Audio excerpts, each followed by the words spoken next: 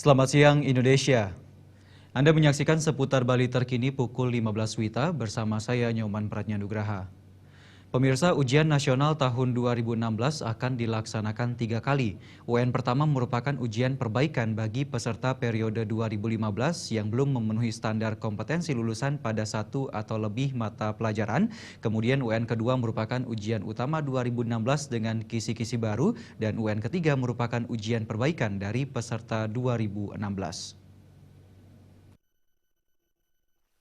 Kepala Dinas Pendidikan Pemuda dan Olahraga Provinsi Bali, Cokorda Istri Agung Kusumawardani mengatakan, berdasarkan isyarat dari Kemendikbud, penyelenggaraan ujian nasional tahun 2016 yang akan dilaksanakan 3 kali ini menggunakan sistem ujian nasional berbasis komputer atau UNBK dengan pertimbangan lebih efisien, transparan, dan bisa meminimalisir biaya. Selain itu, dengan penerapan UNBK ini, maka tidak akan ada kecurangan dan intervensi dari pihak lain dalam proses ujian tersebut. Sudah memberikan isyarat penyelenggaraan ujian nasional itu kita akan arahkan supaya penyelenggaraan ujian nasional berbasis komputer. Ya, kenapa berbasis komputer? Mungkin ada beberapa pertimbangan, lebih efisien, lebih transparan, hasil lebih cepat. Tia Wardani menambahkan pelaksanaan ujian nasional tahun 2016 nanti tidak akan menentukan kelulusan siswa, namun lebih ke pemerataan dan sebagai bahan pertimbangan pemerintah untuk mengetahui prospek sekolah tempat siswa tersebut belajar.